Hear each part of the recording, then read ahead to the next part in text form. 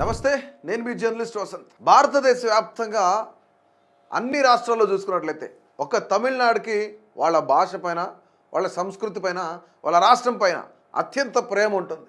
నిజంగానే వాళ్ళు ఆ యొక్క ప్రయోజనం కాపాడుకోవడానికి, భాషా ప్రయోజనం కాపాడుకోవడానికి కానీ, ఆ యొక్క ప్రాంతీయ తత్వాన్ని కాపాడుకోవడానికి కానీ ఎంత దూరం అయినా వెళ్తారని భారతదేశం మొత్తం కూడా తెలిసిన పరిస్థితి ఉంది.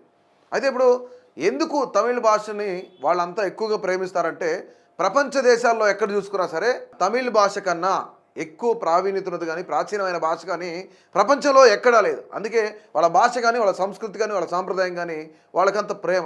కేంద్ర ప్రభుత్వం తీసుకొచ్చిన నేషనల్ ఎడ్యుకేషన్ పాలసీకి సంబంధించి ఏదైతే ఉందో, జాతీయ విద్యా విధానం పాలసీ ఏదైతే ఉందో, దాన్ని తమిళనాడు ప్రభుత్వం కూడా తీవ్రంగా వ్యతిరేకిస్తుంది.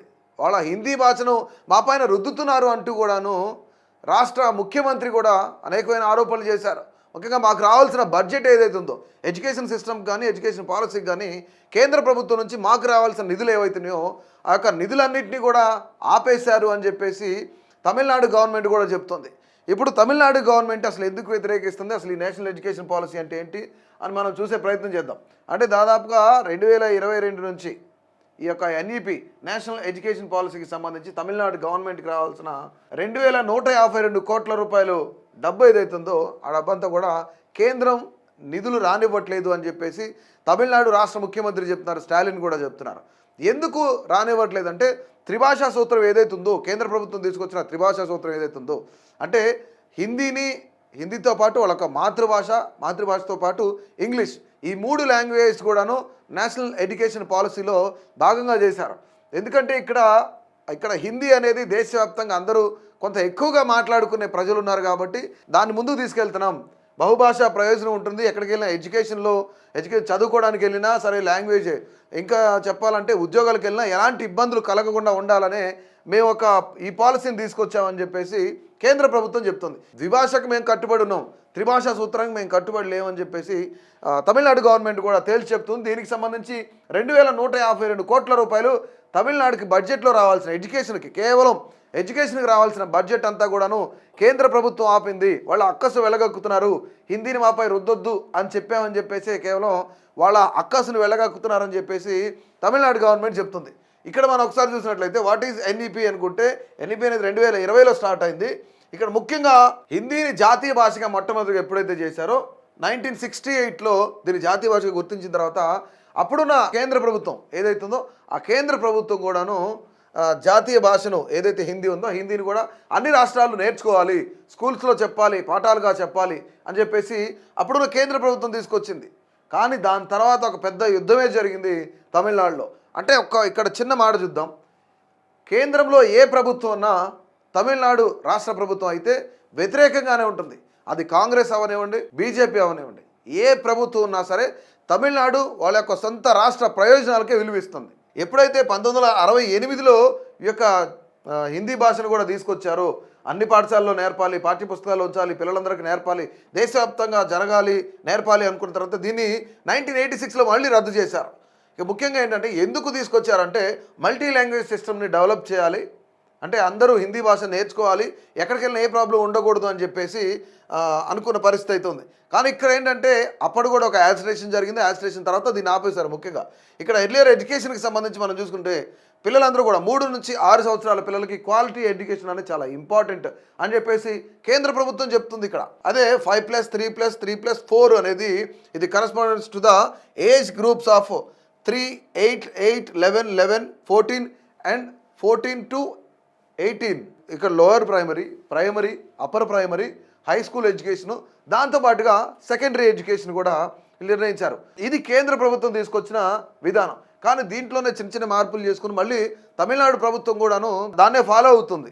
సో ముఖ్యంగా ఇక్కడ మనం చూసుకున్నట్లయితే what is the major initiatives taken under NEP అంటే ఈ యొక్క నేషనల్ ఎడ్యుకేషన్ పాలసీ 2020 తీసుకొచ్చిన తర్వాత ఒక ముఖ్యమైన కొన్ని పాలసీలను తీసుకొచ్చింది, కొన్ని ఇనిషియేటివ్ని తీసుకొచ్చింది కేంద్ర ప్రభుత్వం.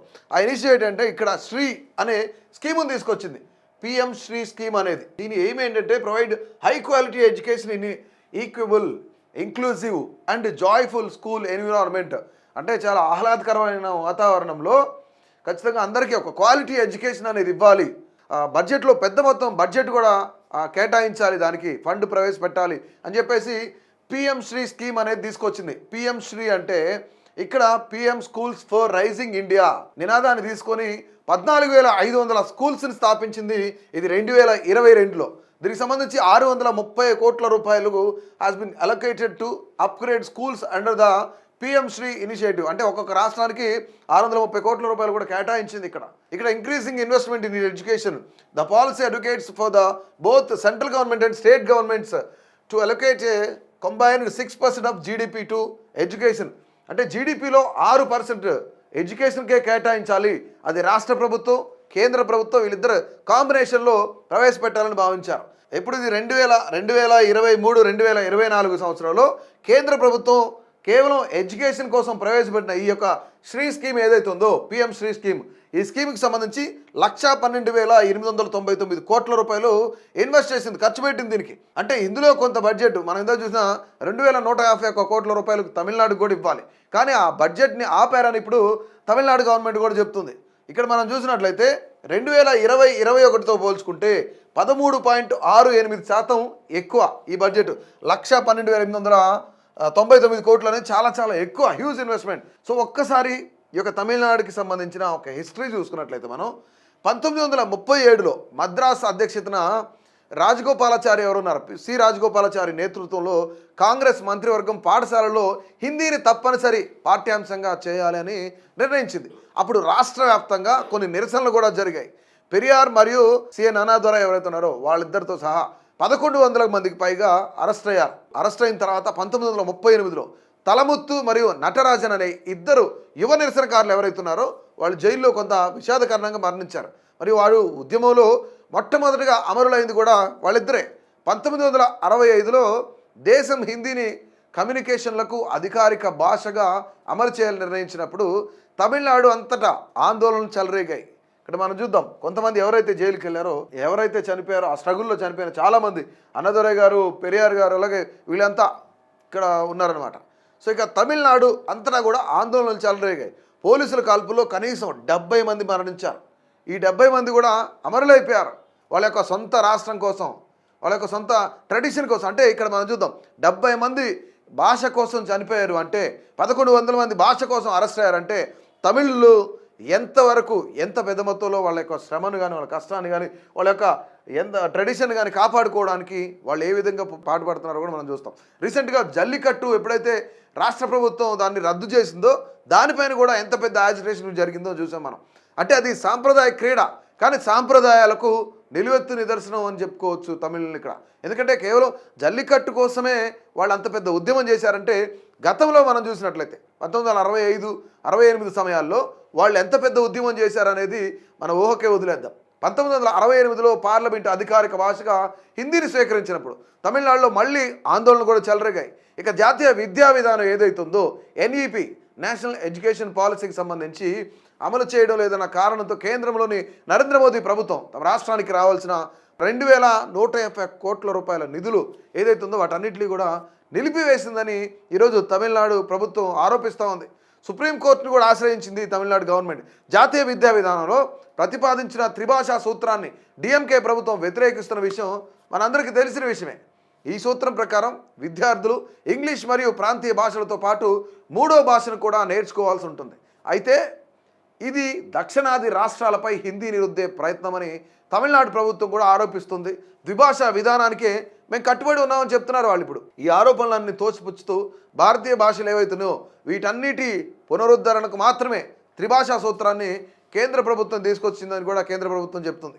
పాఠశాల విద్య కోసం ఉద్దేశించిన సమగ్ర శిక్షణ ఏదైతుందో అవసరాలకు అనుగుణంగా తమిళనాడు ఉందని గత ఏడాది ఫిబ్రవరి 16న జరిగిన ప్రాజెక్ట్ అప్రూవల్ బోర్డు సమావేశంలో కేంద్రం సంతృప్తి వ్యక్తం చేసిందని గుర్తు చేసింది. ఈ పథకం కింద 3,585.99 కోట్లు కేటాయింపు జరిగిందని తెలిపింది. ఇందులో 60-40 నిష్పత్తి ఏదైతుందో 60:40 నిష్పత్తి ప్రకారం కేంద్రం వాటా 2,151 కోట్లు గత ఏడాది ఏప్రిల్ 1 నుంచి రాష్ట్రానికి చెల్లించాల్సి ఉంది.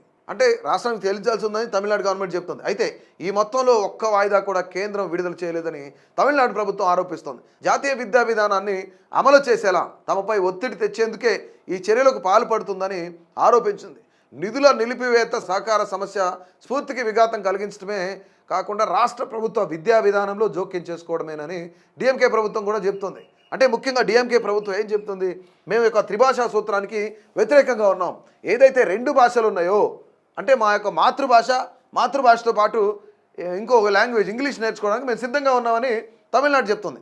కానీ ఇక్కడున్న కేంద్ర ప్రభుత్వం ఏం చెప్తుంది, త్రిభాషా సూత్రాన్ని అమలు చేయాలి. సో అమలు చేస్తే డెఫినెట్లీ కేంద్రం నుంచి రావాల్సిన నిధులు ఏవైతున్నాయో ఎడ్యుకేషన్కి, ఆ నిధులన్నీ మేము ఇస్తామని చెప్పేసి మరోపక్క కేంద్ర ప్రభుత్వం చెప్తుంది. కానీ ఇటు పక్క కేంద్ర ప్రభుత్వం, మరోపక్క రాష్ట్ర ప్రభుత్వం, వీళ్ళ కొట్లాటల వల్ల, వీళ్ళ గొడవల వల్ల, వీళ్ళ పంచాయతీల వల్ల రాష్ట్రంలో చదువుకునే విద్యార్థులు ఎవరైతున్నారు గందరగోళమైన పరిస్థితుల్లో విద్యార్థులు నలిగిపోతున్న పరిస్థితి అయితే ఉందని చెప్పేసి మరోపక్క తమిళనాడు రాష్ట్రంలోనే తల్లిదండ్రులు కూడా వాపోతున్న పరిస్థితి అయితే ఉంది. సో మొత్తానికి ఇక్కడ జాతీయ విద్యా విధానంలో 3 భాషలు నేర్చుకోవడం, అంటే ఒకటి మాతృభాష, 2 ఇంగ్లీష్, 3వది జాతీయ భాష అయిన హిందీ నేర్చుకోవడం మంచిదా, లేదా కేవలం ఇక్కడ మాతృభాషతో పాటు మరొక అదనపు లాంగ్వేజ్ ఇంగ్లీష్ నేర్చుకోవడం మంచిదా? అంటే మీ యొక్క అభిప్రాయాన్ని కూడా తప్పకుండా తెలియజేయండి.